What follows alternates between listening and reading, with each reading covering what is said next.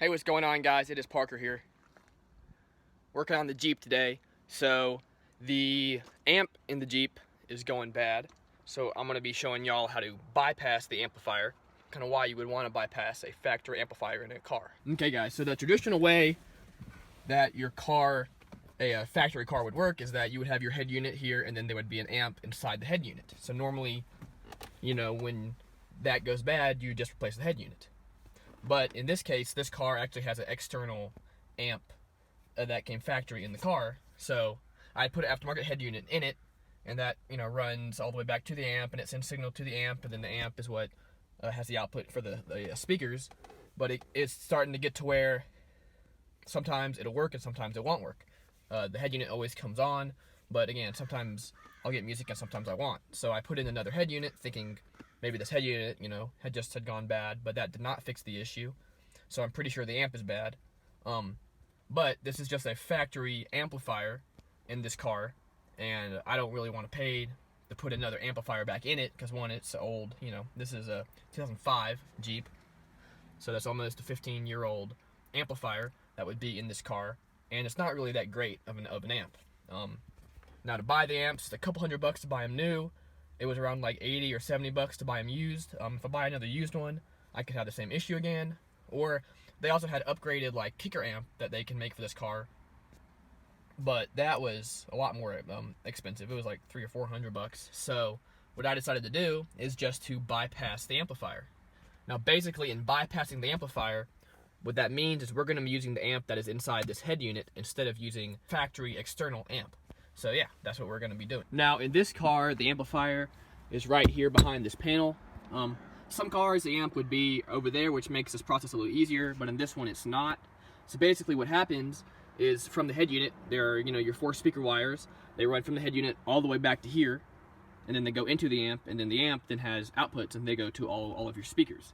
So what we're going to do is we have a amp bypass kit.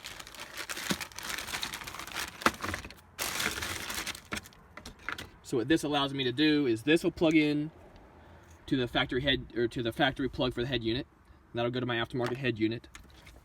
And then these will plug into where the amp connections are that go to the speakers, and then I'm running actual speaker wires from here all the way back up front. Now I could just splice in the wires that go from the front back to here, but a lot of times the wire that goes from the head unit to a factory amp are a lower gauge, or I guess a higher gauge, but a smaller wire, so they can't really handle as much power. So this will allow me to have a nice, you know, thick speaker wire run in from here all the way to there.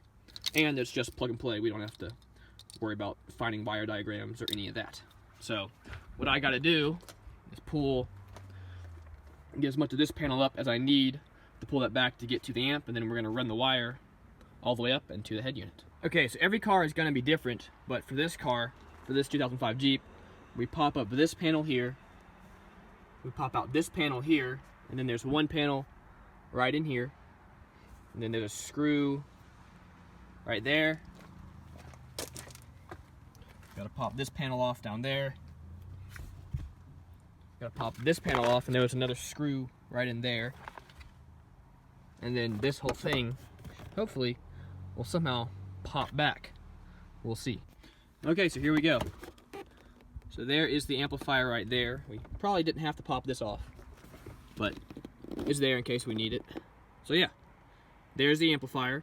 So we're just going to be unplugging both of those and then plugging it into there, and then running that wire all the way up to the front.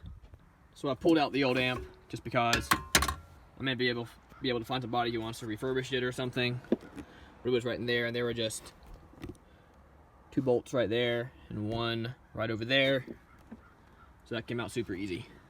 Okay, so we've got these 2, so we're gonna plug right into those 2. Now this side has got all the speaker connections, which is what I really need.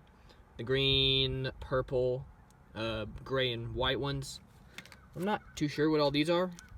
We're gonna go ahead and run them since they're there, but hopefully I won't have to do anything with them. Okie dokie, so we are done over here. These 2 are plugged in, and that wire is just gonna run kind of right back there.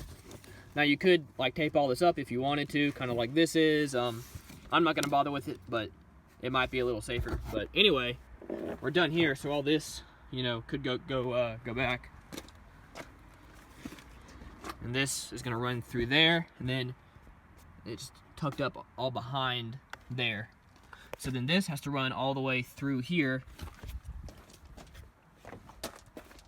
Oops. It'll come up through here, under here, up through here, and then it's gonna go up and around through there somewhere, and then come up here to where the radio is. So the next thing we gotta do is pull out the radio. Now fortunately for me, this radio is pretty easy. You just pop clips out all along this, and then the whole thing, this whole cover just kind of comes off. So we're going to be doing that here next. Sorry, it's hard to do this with one hand, but that just pops out, and then we just got these 4 bolts or screws right there we're going to take out, and then this whole radio will just come right out. So we got the screws out, so we're just going to pull this out, and we're going to disconnect everything there. Now again, this will only work if you have an aftermarket head unit, because an aftermarket head unit will already have amplifier in it. So basically we're using this amplifier instead of the factory one. But yeah, those wires down there, we're gonna run up along under there, up into here, and then they're gonna splice in to here for the radio. So this is what the old plug looked like, and this allowed me to integrate with the amplifier and the car's, you know, factory systems. But since we're gonna be bypassing all that, we're not really gonna be needing this anymore. There's going to be a different plug that'll plug into here for the power and ground, but then we're going to use the other wires for all the speakers and whatnot. Okay, so the wire comes up through here, and I have it fished up through there and around there, and it goes kind of through the back of here, and then it's going to come up through there and go up into the radio. I don't know if you can see it, but it's right down in there. Anyway, so we gotta get it from there up to here, and then through here. Now that's not a good way for me to get down there, so I have this little snake device. What I'm gonna do is stick this down in there, and then it'll come out at the bottom, and then I'm just gonna attach the wire to it, and then snake it back through. So we have my wire harness for my radio. Now this little guy is gonna plug in right here. This will be my constant and my ground. And then this is going to have my speaker wire connections, and we're going to match up the colors to here. Now the only thing this does not supply me is a on-off. So the kit also came with this little wire, and we could run this to a fuse or just some accessory power that's going to switch on and off when the car goes on and off. So we're going to have to find out where to put that. But for now, I'm going to go ahead and start connecting all these and seeing how it works. So these 8 wires right here are our speaker wires, and they tell you, you know, which they are, but we don't really have to know that because that'll just match up to all these colors here. Now normally I would solder and heat shrink these, but since I'm always testing out radios in this car and pulling them out, I have these little posi twist connectors. So basically you slide that on, and then it creates a little kind of funnel in there, and then when you tighten this, it crimps the wires together. So it's a really great, quick and reusable way to do this. But again, if you're just putting a radio in and leaving it in, I definitely would solder and heat shrink. Okay, so to have an on-off power for the head unit, as I said, it comes with this little red wire. And what this is going to do is run to your fuse box. So we've gone down here to the fuse box, and this one over here in the very corner, the very left corner, happens to be a switched on-off. When the car's on, it sends out 12 volts. Now what this kit comes with is this little device right here. What you do is you slide the fuse right into there, and then you just plug this fuse back in, and then you take this and you plug those in, and then we're just going to run this red wire back up to there, and then that'll be our switched on-off for the radio. So it's almost impossible to film this, but when the car's off, we have 0 volts. And then when I turn the car to the on position, we now have 12 volts. So that'll be our on-off switch for the radio. So I was using this Pioneer radio, but I have this Kenwood radio that works a little bit better. So I'm going to be using it, but we have everything hooked up, It's a big mess right now, but we're just testing it out. I'm gonna turn the car on. Give it a sec, and there it goes.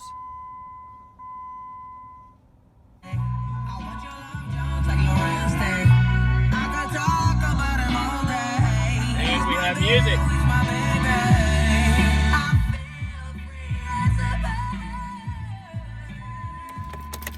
We turn it off, and it turns off. So there we go. So now we're gonna tidy up this huge mess of wires. I have this wire right here. This is running back to my subwoofer for the on-off for the amp. But we gotta hook up my RCAs, hook up my antenna, and then tidy up everything. And now all we gotta do is put everything back together. Okay, so we've got everything kind of cleaned up. Now, again, if you're gonna leave this in here permanently, I would make sure to really tape everything up. But since that is not the case, I'm just gonna be leaving it. But we got all these wires tucked up under there. We want to keep them kind of away from this sharp metal because they could rub on that and get cut. But yeah, we're just gonna plug everything up and put the dash back on, and then the radio will be done. Okay guys, so we are basically done. Now all we gotta do is just put all the panels back on. Make sure no wires get caught or anything when we're putting these back on. But we got one under there, we got this one under here. I already popped this one back into place.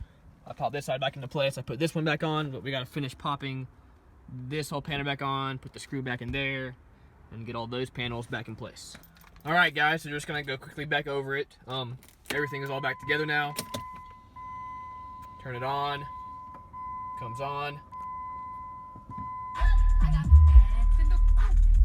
The radio is working well.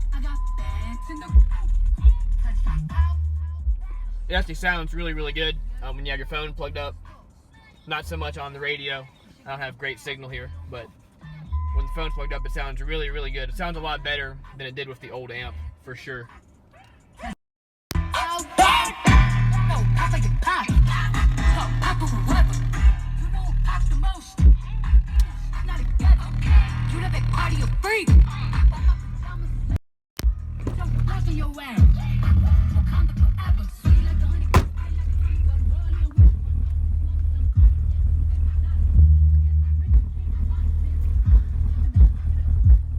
Alright guys, thank y'all so much for watching. Sorry I didn't go into more detail about all the specifics of doing it to this particular car, but it's kind of hard to film and do everything at the same time. And also, this video is more just to kind of show a general idea of how you would do this for any car, and every car is going to be different, you know? So, yeah. Anyway, that should give you all a good idea of how to bypass your amp. Pretty easy, taking me about 2 hours just to bypass between doing everything, but not a bad job at all. It was pretty easy. Everything was pretty much plug and play. But yeah, the kit was 30 bucks. I will leave a link in the description below to where you can pick it up. But definitely better to spend 30 bucks than it is to spend, you know, possibly up to like 300 bucks on a new amp that wasn't gonna even sound as good as the factory amps and most of the head units now. Anyway guys, thank y'all so much for watching. Please like, comment, and subscribe. Let me know what videos you want me to do next. I have some more sub videos and just some other videos like that coming soon. So everybody stay tuned. Thank you.